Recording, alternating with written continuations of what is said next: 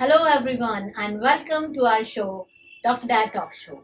I'm your host, Indubala, and today we have a very special guest with us. Please welcome Dr. Chandra Mohan, radiologist. Welcome, Thank sir. you, ma'am. Thank you. Sir, we have lots of questions from the parents. We shortlisted some of the questions. Sure. जिनके सवालों के जवाब हम आपसे जानना चाहते हैं. Sure. तो हम स्टार्ट करें सर. ऑडियंस की तरफ से फर्स्ट क्वेश्चन है, what is radiology as a branch of medicine? Ma'am, radiology is basically a imaging branch. What we do, we use different modalities like X-ray, CT scan, MRI, ultrasound to diagnose different diseases among the patient. Okay. So that is basically the radiology part of the medicine branch. Okay, sir. Move to next question. How is radiology helpful in pregnancy? Ma'am, radiology is very helpful in pregnancy. Primarily, we do ultrasound for the pregnant ladies and to diagnose different diseases among the newborn babies or unborn babies, basically. That way, ultrasound is very helpful in pregnancy. Okay, right, sir. And what are safe options in radiology in view of pregnancy? Ma'am, as I said, there are different modalities like X-rays, ultrasound, CT, and MRI. Basically, X-ray and CT scan, they both are on the same based on same principle. They use radiation to take the images. Okay. So in pregnancy, it's not safe to use X-ray and CT scan. If medically indicated, then we can go for it with the proper precaution. Especially in the first trimester of pregnancy, we don't use X-ray or CT scan because that's the time where the baby is developing and the organogenesis is happening. Basically, the different body part of baby is developing, so that radiation can harm that. So safe options are ultrasound. Ultrasound is completely safe in pregnancy. There is no harm because of ultrasound. And MRI can be different option, which is safe in pregnancy, but we usually don't consider it in early phases because it's sometimes patient feel very claustrophobic. It's a round magnet in which patient go completely and lots of noise there. So some patient can get scared. Okay. That's the reason. But saying that ultrasound and MRI both are safe for pregnant ladies. Okay, sir. And next question is, what is ultrasound role in pregnancy? Ultrasound has a very important role in pregnancy. Basically, we divide whole pregnancy is of 9-month period. On a larger scale, we can say that it's only 9 months. So we divided that in 3 parts. The first 3 months is first trimester, second 3 months is second trimester, and third 3 months in third trimester. What we do since the beginning, we can divide ultrasound role in 2 parts basically, where some parents are trying to get conceived and they are having some difficulties. So in that part also ultrasound play a very important role. Okay. Basically, what we do, we do different scanning of the female which want to conceive. We do like follicular monitoring, in which we measure the different sizes of follicle, the development of follicle, and when they are mature. So the gynecologist or obstetrician, they can advise them accordingly. So that's the first part, and the second part, we measure different parameters of the baby, so we can assess the growth, the organogenesis of baby is fully developed or not. Okay. Sir कितने ultrasound मतलब जरूरी होते हैं? 3 semester जैसे कि आपने अभी बताए, उससे ज्यादा भी कई बार करवाने पड़ जाते हैं. एक पेशेंट का ये सवाल है कि समटाइम डॉक्टर बोलते हैं कि नहीं, आप फर्स्ट वीक में भी एक बार अल्ट्रासाउंड करवा लीजिए. मैम देखिए, पहली चीज तो ये है कि जो डॉक्टर आपको एडवाइस करेंगे, जिसको भी पेशेंट को एडवाइस करेंगे, उसके अकॉर्डिंग हम लोग अल्ट्रासाउंड करते हैं. बट एज इट्स ऐसा मतलब ऐसा रिकमेंडेड है कि एटलीस्ट 3 अल्ट्रासाउंड तो मस्ट है. That is at 6 week of pregnancy, like जब आप पहला आप किसी भी मदर को ये पता चलता है कि भाई शी इज प्रेग्नेंट, Yes. तो वो पहला विजिट करते हैं डॉक्टर के पास। तो अर्ली 6 वीक्स एक मस्ट है। सेकेंड 18 to 22 वीक्स पे एक मस्ट होता है ma'am, that is level 2 scan. Okay. And after that we recommend कि 30 और 34 वीक्स के बीच में अल्ट्रासाउंड स्कैन होना चाहिए। दीज 3 आर रिकमेंडेड कि 3 होने चाहिए minimum, Okay. But I recommend कि एटलीस्ट 4 या 5 स्कैन मैम होने चाहिए कम्प्लीटली। 4 and 5. जी, एक पहला 6 वीक्स पे। जी. 6 वीक्स पे जब होता है तो हम बेसिकली ये देखते हैं कि जो प्रेगनेंसी है वो यूट्रस के अंदर ही है, कहीं ट्यूब वगैरह में तो नहीं है। आपने सुना होगा कि बहुत से लोग बोल देते हैं कि ट्यूबल प्रेगनेंसी हो गया है, या तो ट्यूब में बच्चा रहेगा, एक आम Yes, भाषा में sir. बोल देते हैं। Yes. तो उसमें क्या होता है प्रॉब्लम कि वो tubal pregnancy is not good, basically it's very harmful, that can get rupture और it can lead to haemorrhage, जो कि मतलब मदर की पेट के हेल्थ पे काफ़ी डिटोरेटिंग इफेक्ट रहता है उस चीज़ का। दूसरा मैम जो 6 वीक की प्रेगनेंसी पे हम देखते हैं उसमें हम डेसिडोर रिएक्शन देखते हैं कि दैट जो बेबी डेवलप हो रहा है या जो प्रेगनेंसी डेवलप हो रही है वो अच्छे से यूट्रस के अंदर उसकी रिएक्शन वगैरह जो यूट्रस ने उसको अच्छे से रिसीव कर चुका है। थर्ड थिंग हम ये देखते हैं मैम कि जो फीटस है 6 वीक्स तक नॉर्मली अर्ली प्रेगनेंसी में हार्ट बीट आ जाता है, तो हार्ट बीट वगैरह ठीक से आ गया है कि नहीं आ गया। दीज आर द बेसिक चीज़ भी जो हम देखते हैं। इसके अलावा मैम हम एक ये देखते हैं कहीं कोई ट्विन प्रेगनेंसी तो नहीं है। अगर ट्विन प्रेगनेंसी है तो हम उस चीज़ के लिए हम उसको रिपोर्ट करते हैं, तो ऑब्स्टिट्यूशन उसके लिए पहले से ही रेडी रहेंगे, पेरेंट्स भी रेडी रहते हैं कि भाई हाँ ये कॉम्प्लिकेशन हो सकते हैं अगर ट्विन प्रेगनेंसी है या ट्रिपलेट है या उससे ज़्यादा प्रेगनेंसी है। Plus we also scan the pelvic area कि कहीं कोई और साथ में कोई दूसरी डिजीज तो नहीं, कोई सिस्ट वगैरह तो नहीं है प्रेगनेंसी के साथ, या फाइब्रोइड तो नहीं है। उस तरह की scanning we do in the first trimester. Okay. Sir जो ट्विन प्रेगनेंसी आप बता रहे हैं इसमें कब तक पता चल जाता है? 6 वीक में? मैम यूजुअली अगर दोनों प्रेगनेंसी साथ ही कंसीव हुई हैं तो 6 वीक्स तक आइडिया लग जाता है। कभी कभी इन रेयर केसेस ऐसा हो सकता है कि एक प्रेगनेंसी थोड़ी अर्ली रह गई हो, एक थोड़ा लेट हो गया, तो उस केस में हम कभी कभी थोड़ा सा लेट डिटेक्ट कर पाते हैं उस चीज़ को। Right, sir. Move to next question. जी What is the first trimester scan and role of it in pregnancy? Ma'am as I just said कि first trimester scan is basically first 3 months of the pregnancy. So as soon as mother get to know that she is pregnant, they usually go for the first visit of the doctor. Then they advise the scan. तो first we look for the pregnancy जो है वो uterus के अंदर ही है. Then the other thing we scan for the कोई associated disease तो नहीं है, uterus में properly रिसीव हो गया है, देन कोई फाइब्रोइड वगैरह तो नहीं है, कोई सिस्ट तो नहीं है एसोसिएटेड, देन हार्ट बीट वगैरह बेबी की ठीक से आ गई है या नहीं है, वो सब चीज़ें स्कैन करते हैं first trimester. Okay, sir. What is level 2 scan and why it's needed and its role in pregnancy? Ma'am, before going to that question, I would like to extend my answer of the first trimester. Yes, sir. Ma'am, there is another scan which I recommend at the age of like 10 to 14 weeks pregnancy. Okay. That is a specific scan and we look for the nasal bone. Nasal bone is like the जो हमारी नाक की हड्डी होती है, हाँ जी। जैसे आपने देखो बहुत सी बार फाइट में लोग बोलते हैं नाक की हड्डी तोड़ दी उसने या इस तरह से जो भी होता है। तो जो डेवलपिंग बेबी है ना उसकी नेजल बोन की लेंथ मेजर करते हैं कि first thing we look for कि वो डेवलप हुआ है कि नहीं हुआ है, क्योंकि ये एक अलग इंडिकेशन होता है हमारी ट्राइसोमी के लिए, बेसिकली क्रोमोसोमल डिजीज के लिए हम बात करते हैं उसकी।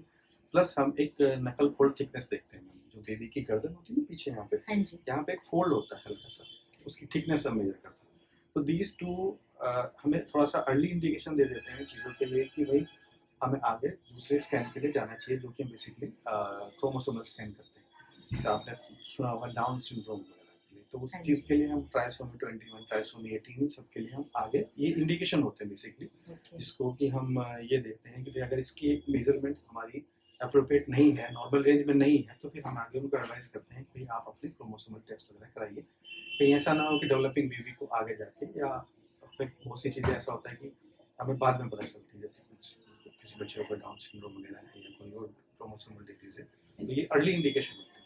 ये हम 11 to 14 वीक्स के जो स्कैन होता है उसमें हम देखते हैं। Oh my God, इतना कुछ सर पता चल जाता है अल्ट्रासाउंड में। जी मैम। आई थॉट Basically, कि these सिर्फ are- वही देख पाते हैं कि कितना ग्रोथ हुआ और कितना नहीं. वो तो ma'am they are the basic parameters which we do in every scan of pregnant lady. Okay. वो तो साथ में चलता ही है मैम. उसके साथ बेसिकली अभी आप coming to your next question, what did you ask कि सेकंड ट्राइमेस्टर में हम लोग क्या Yes, देखते हैं. sir. तो प्राइमरीली मैम सेकंड ट्राइमेस्टर में हम पहली चीज तो ये देखते हैं कि बेबी की हार्ट बीट वगैरह ठीक है या नहीं है. Okay.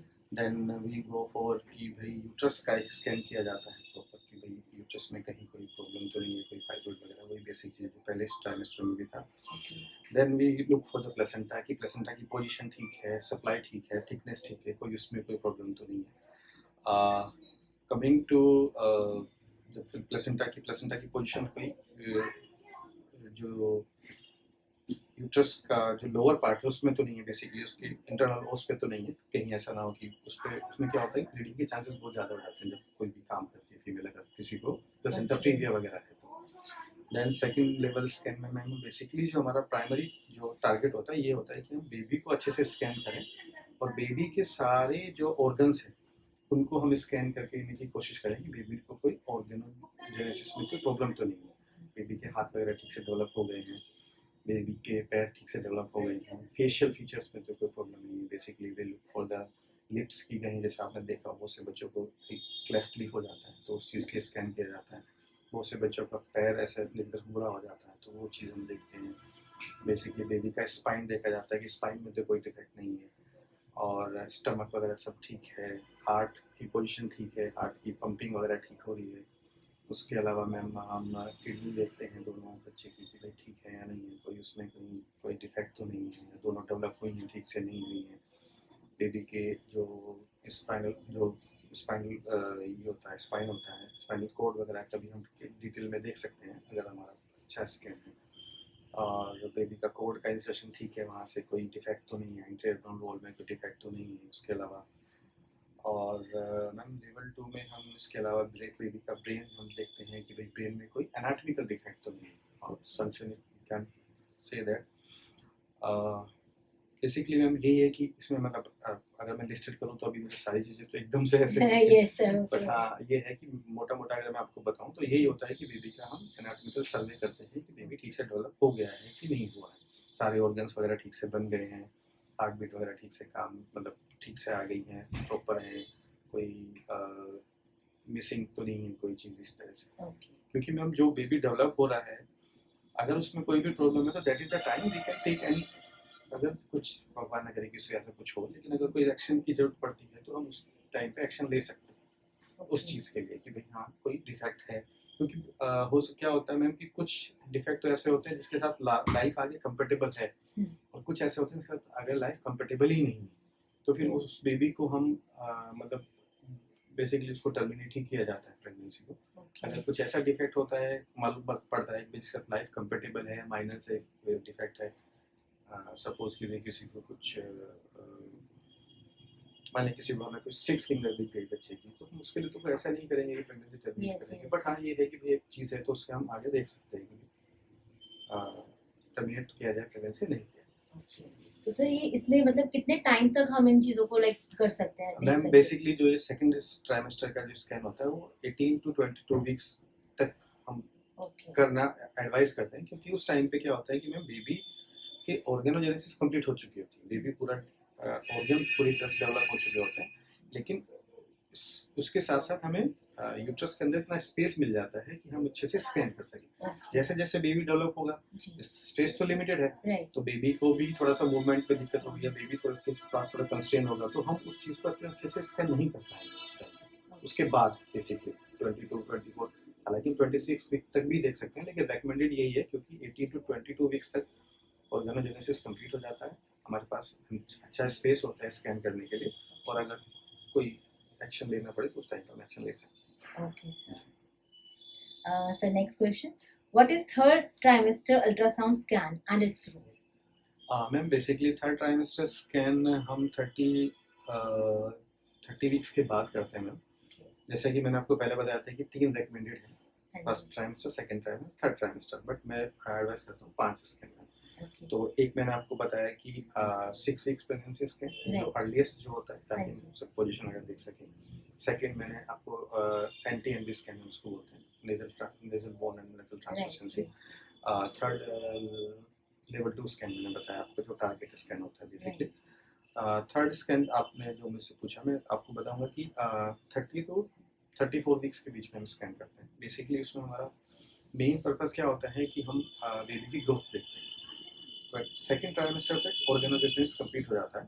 थर्ड ट्राइमेस्टर में बेबी ग्रो करता है, हेल्थ जिसको बोलते हैं, हेल्दी बेबी। तो अगर ग्रोथ में कोई प्रॉब्लम चल रहा है तो that is the time we can take the action कि भाई जो भी ट्रीटिंग डॉक्टर है वो उनको उस हिसाब से मेडिसिन दे कि भाई बेबी की ग्रोथ ठीक हो जाए। सेकंड ट्राइमेस्टर तक हमें ये पता चलेगा कि बेबी के ऑर्गन्स अगर ठीक से डेवलप हो गए। जो थर्ड ट्राइमेस्टर है, थर्ड ट्राइमेस्टर में हम अगर बेबी थोड़ा कमजोर है तो उसी के हिसाब से उनका ट्रीटमेंट या जो भी उनको सप्लीमेंट, फूड सप्लीमेंट वगैरह वो आगे दिए जा सकते हैं। एक ही हो गया। अब इसके बाद थर्ड ट्राइमेस्टर में एक स्कैन लेट थर्ड ट्राइमेस्टर में किया जाता है। उसमें हम बेसिकली उसके बाद बेसिकली डिलीवरी होना है। तो डिलीवरी होने के लिए हम ये देखते हैं कि भाई कोई ऐसी चीज़ तो नहीं है जो डिलीवरी में बाधा क्रिएट करे या डिलीवरी में प्रॉब्लम हो।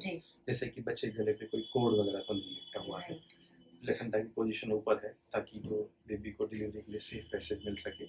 उसके अलावा हार्ट बीट वगैरह ठीक है, कोई इरेगुलर तो नहीं है हार्ट बीट में, क्योंकि जब डिलीवरी होगी जो भी प्रोसेस होगा कि नॉर्मल डिलीवरी हो या सीजर हो रहा है, नॉर्मल डिलीवरी हो तो उसमें स्ट्रेन पड़ता है, बेबी को भी थोड़ा सा स्ट्रेस होता है, हाइपोक्सिक्स, उसमें वो स्कैन मतलब स्ट्रेस होता है थोड़ा सा ऑक्सीजन का। तो वो सब चीज़ें हम उसमें लास्ट ट्राइमेस्टर में बेसिकली हम ये देखते हैं कि भाई हाँ सब चीज़ें सेफ है, we can go for the delivery और बेबी हेल्दी है। हेल्थ पैरामीटर्स तो हम सब चेक करते ही हैं हर ट्राइमेस्टर में कि जो ग्रोथ है वो ठीक चल रहा है या नहीं चल रहा है। वो सब तो बेसिक पैरामीटर्स तो चलते रहेंगे, बेसिक जो उसके अलावा जो हम स्पेसिफिकली जो हर ट्राइमेस्टर का एक पर्पस है वो ये है। Okay, sir.